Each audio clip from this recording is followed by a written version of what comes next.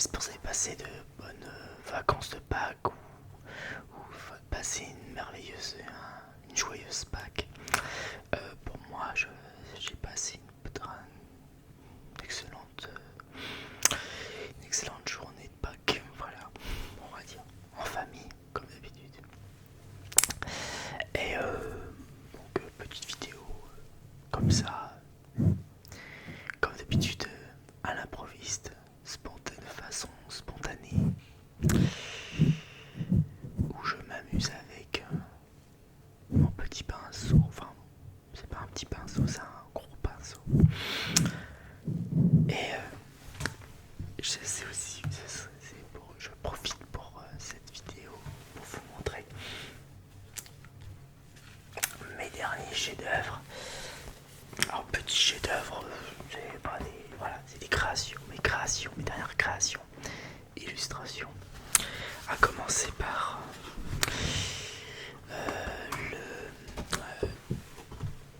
ce qui est très en vogue actuellement pour défendre les vrais artistes contre l'IA. Enfin, contre l'IA, on n'est pas totalement contre l'IA, mais on est contre l'art. Enfin, que l'IA fasse tout comme un artiste. Et voilà, donc si vous en avez sûrement entendu parler dans les réseaux sociaux, il s'agit de Starter Park. Starter Park. Donc moi aussi je m'y suis mis. J'ai donc décidé de participer avec les vrais artistes et leurs créations. Pour dire que c'est authentique, c'est original, c'est fait à la main, comme c'est marqué dessus. Fait à la main et 0% IA, 0% intelligence artificielle, respecte l'écologie et le travail des artistes. Voilà, tout simplement. Donc je me suis créé mon mini-moi en, en starter pack, ils appellent ça comme ça, en mode starter pack. Donc sous blister en gros. On se met tous sous plastique en version mini, version personnage drôle, voilà, cartoonesque. Alors pour celles et ceux qui connaissent un petit peu mon style de dessin, quel genre de style de dessin que je fais pour peinture, voilà. Voilà mon style, voilà, ça c'est bien mon style de dessin que je fais. Alors il y a un mélange de tout, un mélange de feutre, de peinture et de crayon de couleur. Voilà, et de feutre noir pour les contours, etc. Alors vous reconnaissez à peu près mes goûts. Vous voyez, bon, il y a moi évidemment, version cartoonesque, version voilà, mini, de façon hilarante. Vous l'avez sûrement reconnu, mon chat Jimbo, mon chat blanc, mon chat Jimbo. La manette qui représente ma passion pour les jeux vidéo, évidemment. Évidemment, les crayons de couleur, les stylos, tout ça. Ma passion pour le dessin. La brosse, enfin le pinceau ou la brosse, appelez ça comme vous voulez, qui représente la peinture. L'épée, bouclier et le bouclier qui représente ma passion pour le médiéval Heroic Fantasy. Et enfin, le fameux micro Blue Yeti. Ici, le fameux Blue Yeti en version mini qui représente évidemment et plus l'appareil photo caméra qui représente tout simplement ma passion aussi pour la photo, les vidéos et l'ASMR bien sûr avec le micro. Tout ça. Donc ça me représente bien. Moi je pense que j'ai et ça a été fait en quelques heures seulement. Je l'ai pas fait. Je l'ai fait en plusieurs jours. Je l'ai pas fait d'un coup comme ça d'un seul trait. Par contre j'ai pratiquement utilisé aucun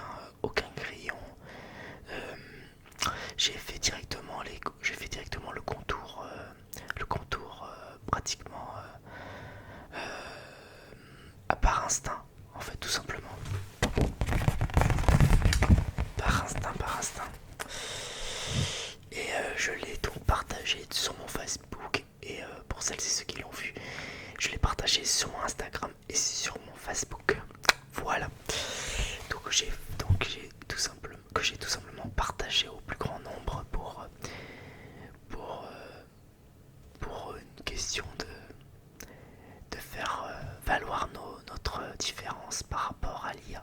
Voilà, pour les artistes, les vrais artistes, parce que moi je suis juste artiste passionné, hein. Je sais pas mon vrai métier, artiste peintre, tout ça c'est pas mon vrai métier, c'est juste je fais ça par passion, ce qui a toujours été, hein. Voilà. Et puis ça représente aussi un peu mon métier, la peinture ça représente un peu mon métier, parce que je suis peintre en bâtiment, donc comme celles et ceux qui ne le savent pas, pour celles et ceux qui ne savent pas, je suis peintre en bâtiment dans la vraie vie, donc voilà, comme disent certaines, j'ai un vrai métier, mais bon, voilà, maintenant, être youtubeur, apparemment être youtubeur, influenceur et tout, influenceuse, tout, apparemment c'est un vrai métier, enfin bon, pas un métier vraiment, on produit des trucs, hein, mais bon, voilà mes derniers petits chefs-d'œuvre, petite création. Et j'avais commencé à faire deux autres, enfin j'avais fini deux autres œuvres, deux autres illustrations qui n'a rien à voir avec ce qui se passe actuellement. Juste, pardon, juste voilà, deux illustrations distinctes. Alors, ma première, alors attendez, je commence par je commence, il y a toujours première illustration que je vais expliquer un petit peu d'eau. Ah, voilà, ça fait du bien un peu d'eau. Ah.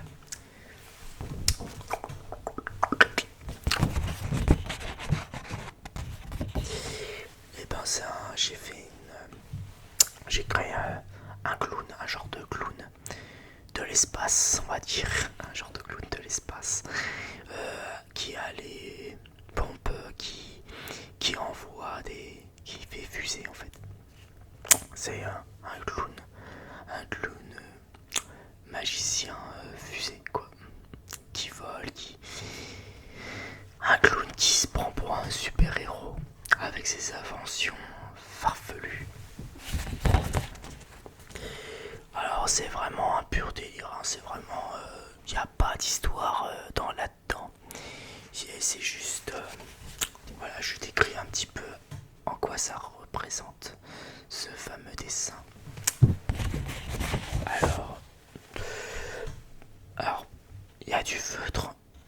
Je pense qu'il y a pratiquement exclusivement du feutre, avec pour les contours bien noirs que vous voyez, c'est à mon avis c'est soit du feutre noir, je me rappelle plus parce que j'avais commencé en 2012. En fait, si vous voulez, pour vous faire simple, j'ai retrouvé, c'est en triant dans mes vieux dessins que j'ai retrouvé des dessins inachevés que j'ai dû reprendre et que j'ai dû finir cette année-là, cette année de 2020, dans ce début d'année 2025, que j'avais commencé. Donc en gros c'était marqué 2012, donc j'avais commencé en 2012 et je l'ai donc terminé cette année en 2025.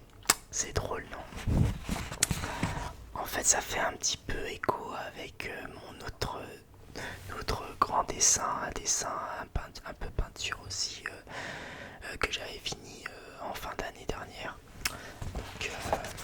Donc c'est pareil, donc je continue dans mes tris de mes dessins et je mets tous les dessins inachevés, je les mets de côté pour pouvoir les finir enfin un jour, tout simplement. Ah, désolé, j'ai encore un chat dans la gorge. C'est embêtant quand il faut parler d'eau. Voilà.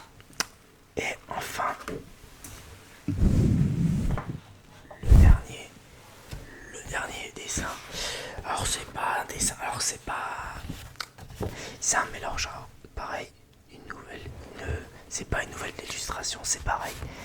C'est une illustration que j'ai créée, que j'ai commencé les années 2010, quelque chose comme ça. Ou pendant mes anciens cours de dessin, peinture du soir, que j'avais commencé en 2014-2015, quelque chose comme ça. Et que j'ai dû retrouver pareil en même temps que les dessins que je vous ai présentés, enfin que,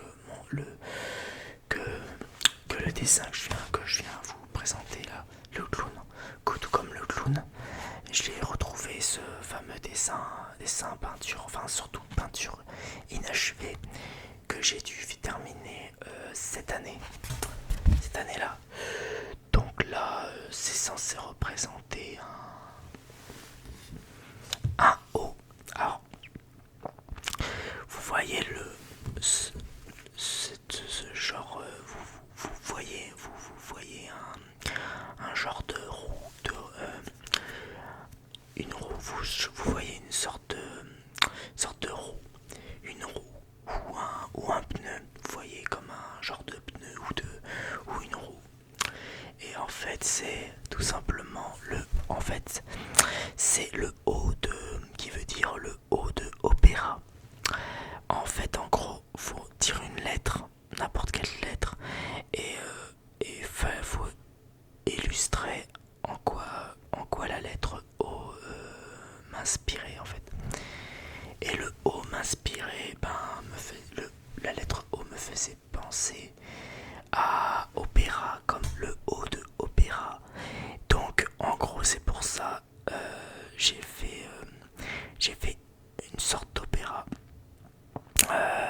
Voilà, on voyait une genre de chanteuse très je sais plus comment on appelle ça, les chanteurs, les chanteuses d'opéra, enfin voilà, bref, une sorte de chanteuse d'opéra avec les spectateurs qui regardent, bien sûr, avec plein de sortes de couleurs, de formes, etc. Donc une opération, donc j'ai représenté une scène de théâtre, de opéra. Enfin, ça peut être une scène. L'opéra peut se dérouler dans une scène de théâtre comme n'importe quelle salle de spectacle, quoi. Donc le O comme opéra que j'avais commencé en fait j'avais commencé par de la peinture, vous voyez en bas. C'était ça, c'est bien de la peinture, le corps des gens, les cheveux, certains décors là comme sur le côté, c'est de la peinture un peu mélangée. Et après j'ai continué avec du crayon de couleur et du feutre, tout simplement. Pareil, que j'ai retrouvé et que j'ai terminé cette année. Voilà, il y a pas mal de dessins comme ça que je vais finir cette année alors que j'avais commencé il y a maintenant entre 5 ans, quoi, entre 10 et 5 ans, quoi. Donc c'est ça qui est drôle dans ce genre de... Quand on fait des gros tris chez soi, quand on fait un grand rangement chez soi, on trouve des trucs qu'on se rappelle pas de leur existence, tout simplement.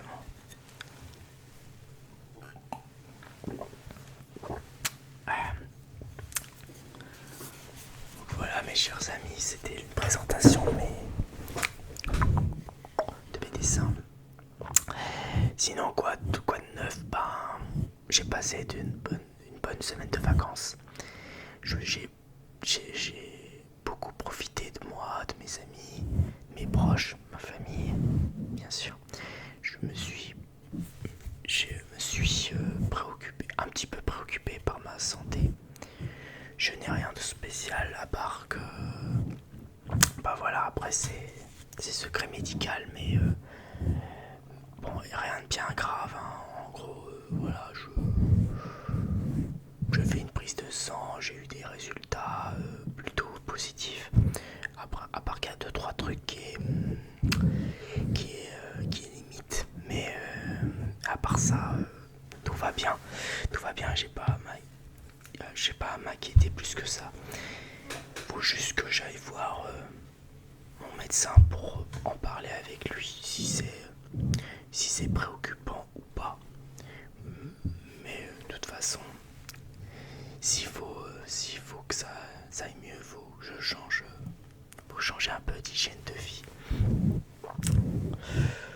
Bah allez, en gros, ça veut dire que j'ai pas toujours. Bah, je suis en pleine forme, y a pas de problème, hein, y a pas de problème. Je me sens en pleine forme, j'ai pas de quelque chose de particulier. Voilà, c'est juste de la prévention, voilà, c'est ça. J'ai fait cette prise de sang pour faire de la prévention, pour dire ah ça, pour me dire ah attention ça c'est un petit peu trop par rapport à la moyenne. Vous voyez un peu le genre. Si vous avez déjà fait un bilan, si vous avez déjà fait un bilan sanguin, ou voire plusieurs bilans sanguins, vous savez de quoi je parle. Vous savez très bien de quoi je parle. Et comme ça faisait longtemps que j'avais pas fait de bilan sanguin, à l'approche de mes 35 ans, bah ouais, je vais avoir 35 ans, donc même si on est encore relativement jeune à cet âge-là, il faut commencer à se préoccuper un peu plus de sa santé, parce que là ça y est, hein, on vieillit, hein, on devient de plus en plus vulnérable au fil du temps, et c'est comme ça, c'est la vie, il faut faire avec. Et justement, faire de la prévention en faisant des prises de sang au moins une fois tous les 2 à 3 ans pour des gens comme moi ou qui sont en pleine forme, même si vous vous sentez en pleine forme, c'est toujours très important de savoir quel taux de sucre vous avez, de graisse,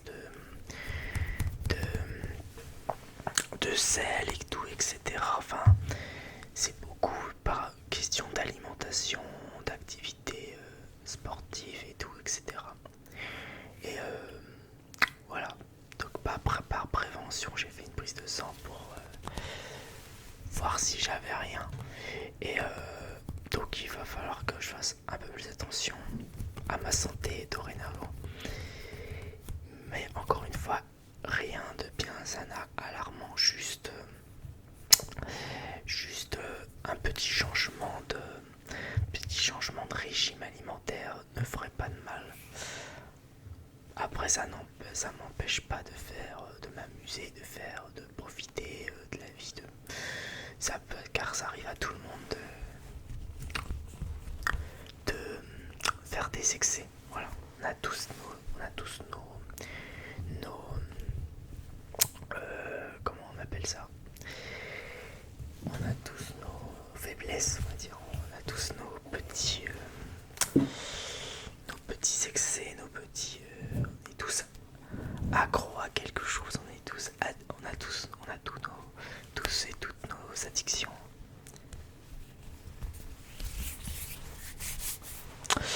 On a tous nos addictions.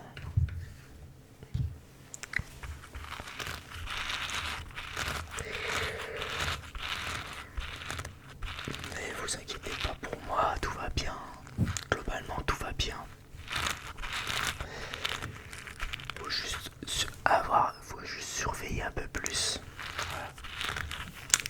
Ce qui se passe à l'intérieur de notre corps.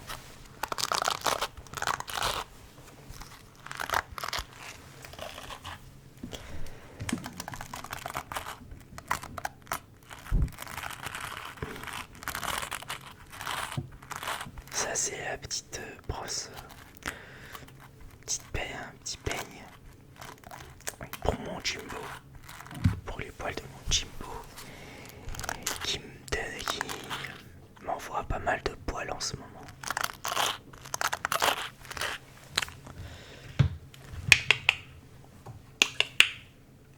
Bon, je sais pas ce qu'il fait, il se promène.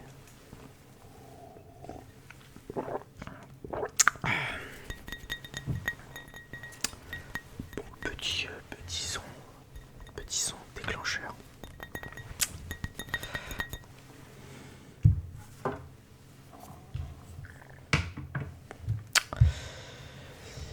Voilà.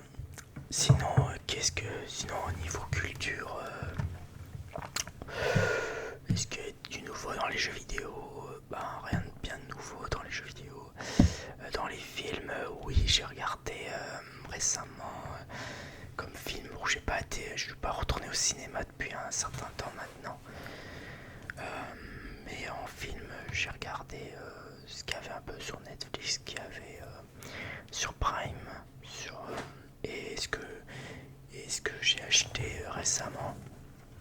suite à ma vidéo derniers achats du mois de mars du mois dernier. Euh, j'ai vu un film d'horreur fantastique, je dirais de body horror. J'ai regardé un film de body horror. Ah vas-y, il est là lui. Il se fout dans son carton. Alors un film, je sais même plus le.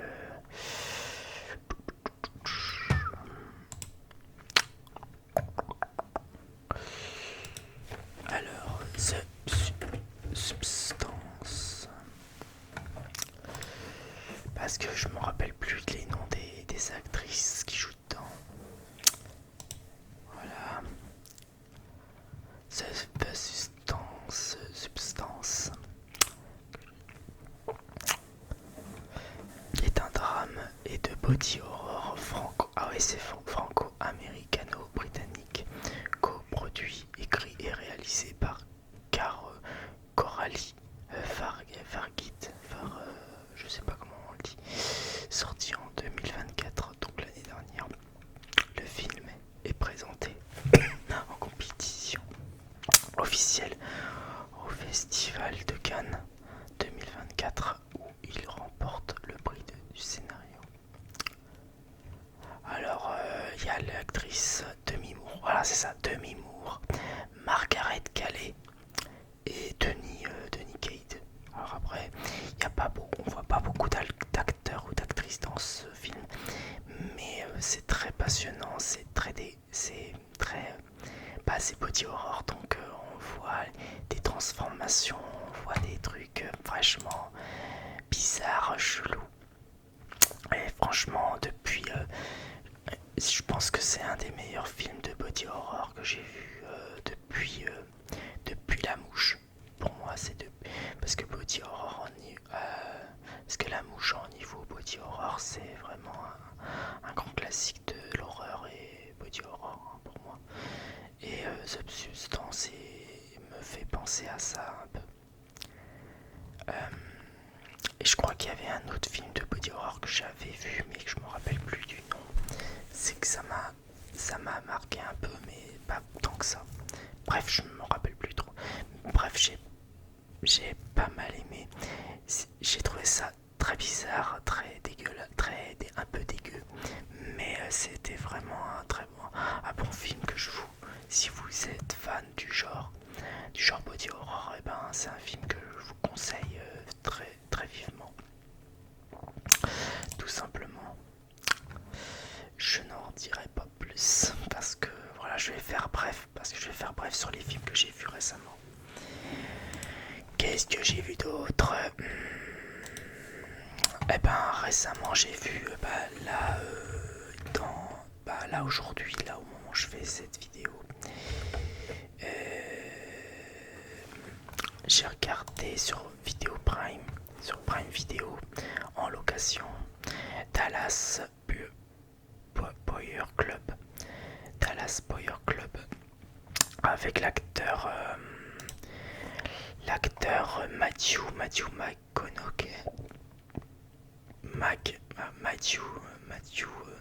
McConaughey, je sais pas comment on le dit.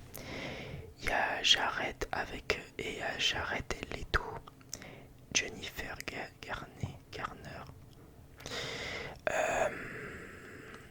Et c'est l'histoire d'un cow-boy.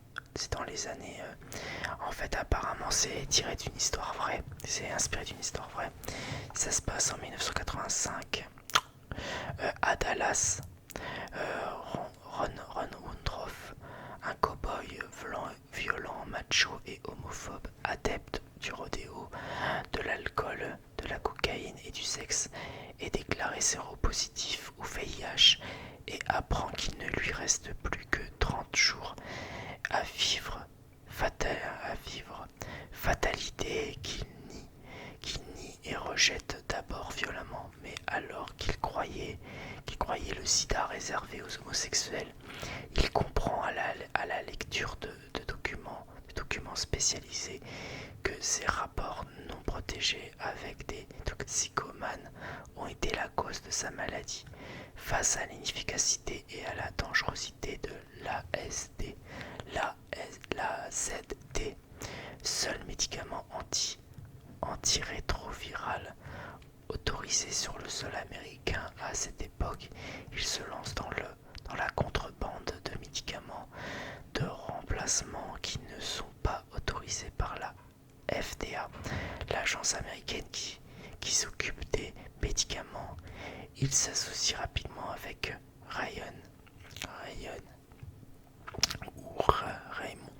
Raymond, une séropositive transgenre avec qui il est dans son entreprise. Ensemble, ils fondent le Dallas Buyers Club. Buyers Club, je sais pas si ça se dit comme ça. Dallas Buyers Club, premier des 12 clubs qui permettront aux séropositifs américains de se fournir en médicaments antirétroviraux étrangers en provenant du Mexique ou du Japon. Mais cela attire très vite l'attention de la FDA qui essaie alors de stopper leur activité et préserver le monopole des compagnies pharmaceutiques officielles. Le recours,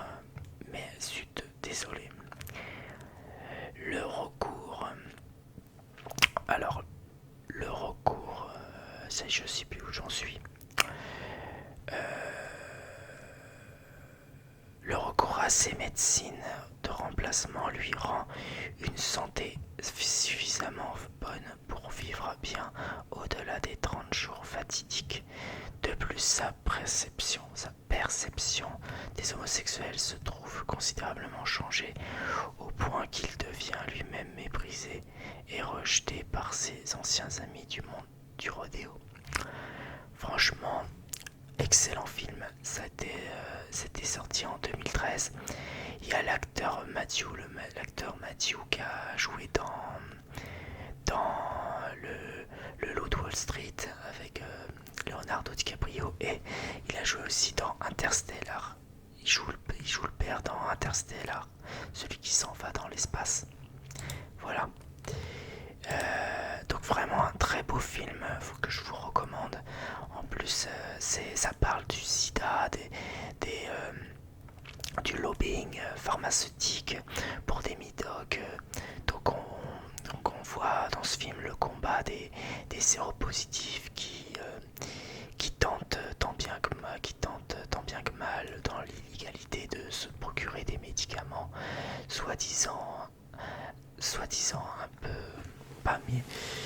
pas miraculeux, mais qui semble plus efficace que le seul médicament autorisé dans les États-Unis à cette époque, qui s'avérait être inefficace, voire même dangereux pour la santé, pour la santé des séropositifs.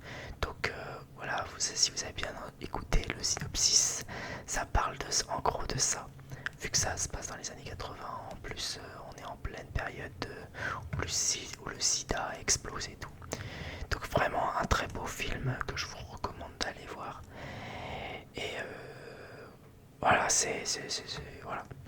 Et je pense qu'il a été, alors je sais plus s'il a été récompensé aux Oscars, mais il a été nominé aux Oscars, je pense, plusieurs fois. Voilà. Et ça, c'est le tout dernier film que j'ai vu sur Prime Video. Et sinon, j'avais regardé avec mes parents. Mes parents, on avait commencé, moi et mon frère et mes parents, à regarder le tout dernier Astérix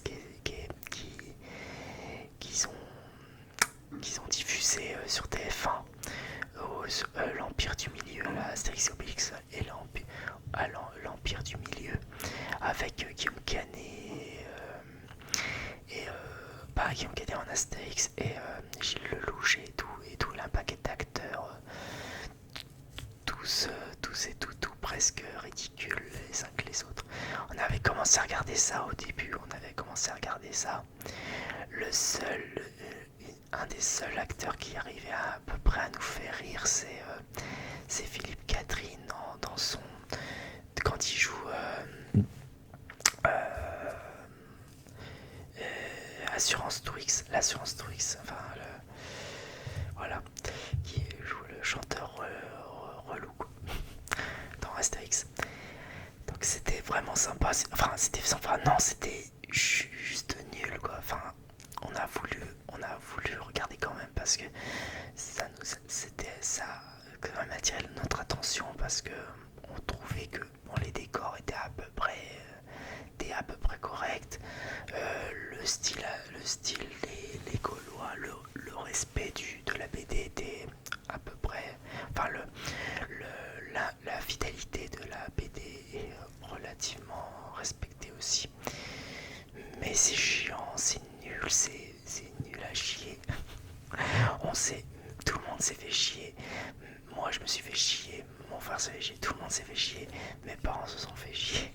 Je dis mais c'est quoi ça, ah ouais c'est vraiment, c'est pas pour rien que c'est un des Astérix les pires, même si ce n'est que voire le pire adaptation Astérix qui puisse exister en film quoi. Même Astérix, moi je trouve que même Astérix aux Jeux Olympiques était un peu plus buvable que ce dernier Astérix là, malheureusement. Malheureusement pour Guillaume Canet, mais la sauce n'a pas pris, mais alors du tout quoi. Donc du coup on a changé, on a voulu regarder, on a voulu se remater des vieilles comédies. Alors pas des, quand je dis des vieilles comédies, c'est pas, c'est ça peut être des comédies des années 90 à 2000, début 2000. Et on s'est rematé une ancienne comédie dramatique qui est sortie en 2002, qui est Chouchou. On s'est retapé, on a regardé Chouchou avec Gad Elmaleh en travesti quoi, et Alain Chabat. Pareil, c'est un film sur la question de l'homosexualité et un peu de la transidentité, enfin des hommes qui aiment bien se déguiser en femme, qui aiment bien se travestir en femme pour X raisons, et même dans les débuts 2000 on commençait à en parler beaucoup sur la cause des homosexuels, des trans, enfin des travestis si on peut dire, et bref, du genre, du sexe, du genre, etc. Enfin, et tout ça sous forme de comédie dramatique, et c'est très très sympa. On a bien rigolé à redécouvrir des films comme Chouchou, et que Gad Elmaleh joue très très bien Chouchou dans ce film là je trouve, et vraiment c'est des films à petit budget mais vraiment qui sont encore à l'heure actuelle qui restent pour moi des bons films, des bonnes comédies dramatiques un peu, qui parlent un peu de la société, de l'actualité, mais de façon bon enfant, et un peu de façon un peu naïve quoi, et un peu quelque part un peu pour quelques scènes un petit peu loufoque. Voilà tout simplement. Voilà les derniers films que j'ai pu voir hier et aujourd'hui. Que dire de plus, je peux vous dire les derniers films. De toute façon, les derniers films que j'ai achetés en Blu-ray, DVD, tout ça, ce sont de très bons. Ce sont des bons films, et de voir de très bons films. J'ai pas encore regardé le film avec le migrant là, Slayman, je sais plus quoi. L'histoire du migrant là. Toujours pas regardé ce film là encore. Et j'ai pas regardé encore Le Robot Sauvage, le film en film d'animation. Mais je prends mon temps pour regarder quand j'achète quelque chose. Je regarde pas forcément aussitôt, mais je regarde soit maintenant, soit plus tard tout simplement. Donc je peux pas dire vraiment ce que j'ai pensé, vu que j'ai pas encore regardé.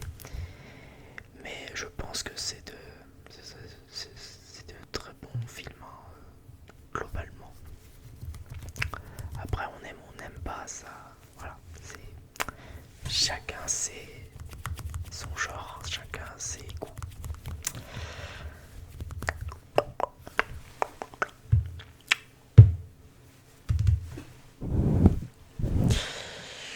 Bon bah que dire de plus hein.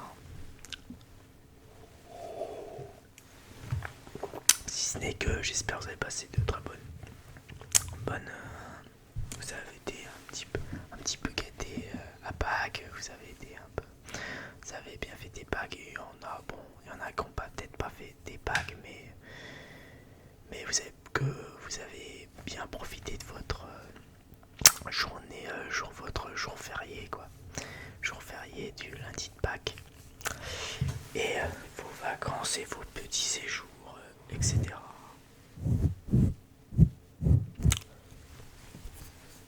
Je me soucie beaucoup des autres plus que de moi, parfois. Voilà, voilà, voilà.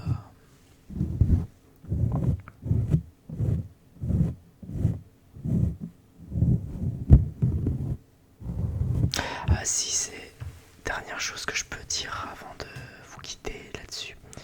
J'ai regardé la dernière saison de Black Mirror, parce que ça y est, ils ont refait, c'est la saison 7. J'ai revu la saison 7 de Black Mirror. Il y a eu 6 épisodes. Alors tous les épisodes de cette dernière saison de Black Mirror ne se valent pas. Il y a eu des épisodes un peu ennuyeux. En fait, on se rend compte tout simplement, on voit que la série Black Mirror et les différentes histoires, les idées sont là, les histoires sont là. De chaque épisode a son propre histoire, son propre contexte, avec toujours le même thème, la technologie, l'intelligence artificielle, etc. Toujours là dans la préoccupation de la série Black Mirror. Alors comme je disais, tous les épisodes ne se valent pas, du moins c'est pas pareil quoi. Il y a des épisodes qui ont été bien, des épisodes qui ont été moyennement bien, enfin c'était moyen, et puis on avait un qui était un peu médiocre, enfin je suis pas rentré dedans, j'ai eu du mal à rentrer dedans, en particulier le premier épisode, ça partait d'une bonne idée, mais c'est vrai que l'acteur il joue mal, enfin je trouve que il était un peu nul, son jeu d'acteur était pas terrible. Il y a un manque d'enjeu. En fait, les bonnes idées sont là, mais encore une fois, dans certains épisodes, ça manque d'enjeu, ça manque de suspense, ça manque de rebondissement. C'est pas. On voit de toute façon au fur et à mesure du temps les Black Mirror, chaque nouvelle saison de Black Mirror, on voit que ça tourne en rond, même si le thème reste. Le thème sur la technologie, tout ça est respecté. Les drames, tout ça, c'est respecté aussi. Mais voilà, on sent qu'il y a un essoufflement parfois. Je dis pas qu'il n'y a pas eu un épisode vraiment marquant dans cette saison-là. Bref, j'ai l'impression que depuis la saison 5, je crois, la saison 5 de Black Mirror, j'ai l'impression que depuis la saison 5, ça commençait déjà à baisser en qualité et on sentait que les mecs, celles et ceux qui ont réalisé les derniers épisodes de Black Mirror, ils avaient ça manquait d'idées, ils avaient moins d'inspiration, c'était moins inspiré, on sentait qu'ils commençaient à saturer un petit peu. Voilà. Mais bon, ça reste relativement correct, ça fait son petit effet, ça donne son petit grain de sel, son petit brin de curiosité épisode. Après, c'est toujours intriguant. Chaque épisode est intriguant. C'est toujours intéressant à voir, sympathique à voir, mais sans plus quoi. Donc, faut dire que. Mais peut-être que je me le referai, je le redonnerai. Après, c'est que mes premières impressions. Peut-être que je regarderai en deuxième visionnage pour que j'ai un point de vue plus développé. Mais pour l'instant, mes premières impressions, c'est ça quoi. Correct, mais sans plus quoi. Cela dit, il y a quand même quelques épisodes qui sont quand même bien faits, bien réalisés, qui se dégagent un petit peu du lot. Et il n'y a pas un seul épisode où c'est hors sujet quoi. Comparément par rapport à l'autre saison, à la saison d'avant où là c'était moins où là on sentait moins le côté Black Mirror. Voilà, la patte, on voyait moins la patte Black Mirror à la saison 5 ou saison 6. Non, saison 6 je crois. Et là le dernier qui est sorti c'est saison 7. Enfin la dernière saison c'est saison 7. Voilà. Bon ben voilà, je pense que j'ai à peu près tout dit. Je vous souhaite à tous et à toutes une bonne reprise de votre travail pour demain et après-demain, et pour celles et ceux qui sont encore en vacances, passez de bonnes vacances de Pâques, et puis bonne journée, bonne soirée, prenez bien soin de vous et de vos proches, et la paix sur vous. Et comme d'habitude, lâchez toujours un petit pouce, un petit commentaire et tout, ça me fait toujours plaisir. Et partagez et abonnez-vous. Voilà, pour celles et ceux qui me